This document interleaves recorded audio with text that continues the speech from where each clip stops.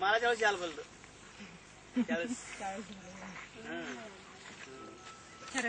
तुम्ही कुठल्या गटात आहात? अष्टविनायक महिला बचत गट. किती महिला आहेत तुमचे? 10 बायका आहेत तिथे. 10 बायकांचं गट कुठे जोडलात तुम्ही? जनकल्याण मल्टीस्टेटला. किती वर्ष झाला तुम्ही गट जोडून? मी आता 4 वर्ष झालं जोडून. जनकल्याण मल्टीस्टेटकडनं किती वेळा कर्ज काढलात तुम्ही? मी 3 वेळा कर्ज घेतलेलं आहे. सुरुवातीला कर्ज घेऊन ड्रीप केले आणि नंतर दुसऱ्या वेळेस बोर पाडले, तिसऱ्या वेळेस म्हैस घेतलेली. तुमच्या गटातल्या बायकांना सगळ्यांना कर्ज मिळालं का? हो, मिळालं ना. त्यांनी काय उद्योग केले त्या कर्जातून? त्या बायका पण म्हणजे म्हैस वगैरे, कोण शेळी पालन केलंय, कोण कोंबड्यासाठी केलेलं आहे. तुमच्या महिलांसाठी जनकल्याण संस्थेतनं काय काय कार्यक्रम घेतलं जातं? सांस्कृतिक कार्यक्रम भरपूर होतात आणि म्हणजे कसं बायकांना शेतीशिवाय दुसरं काहीच माहिती नव्हतं.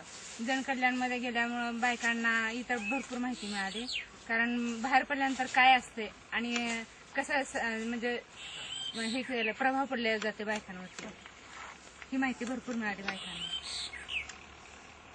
महिलांसाठी खास ट्रिप काढली जाते जनकल्याण मार्फत. पन्हाळगड किंवा बालाजी, पुणे असं म्हणजे विविध गणेश मूर्ती पाहण्यासाठी बऱ्याच ठिकाणी जातात. तुम्हाला काय वाटतंय, कसं वाटतंय जनकल्याणमध्ये आल्यापासून तुम्हाला कसं वाटतंय? एकदम म्हणजे बायकांमध्ये सुधारणा झालेली आहे. त्याच्यामधून म्हणजे कुटुंबात पण सुधारणा झालेली आहे. कारण त्यांना म्हणजे बाहेरून कर्ज घेणे परवडत नव्हतं. आता हे तर म्हणजे 1% कर्ज म्हणजे 1% मिळते कर्ज. त्याच्यामुळे म्हणजे हे कर्ज परवडलं जाते त्यांना. तुम्ही इतर महिलांना काय संदेश देऊ इच्छिता? बऱ्याच प्रमाणात केली जाते आणि त्याच्यातून आपली सुधारणा होते कुटुंबामध्ये, असं सांगू शकते मी.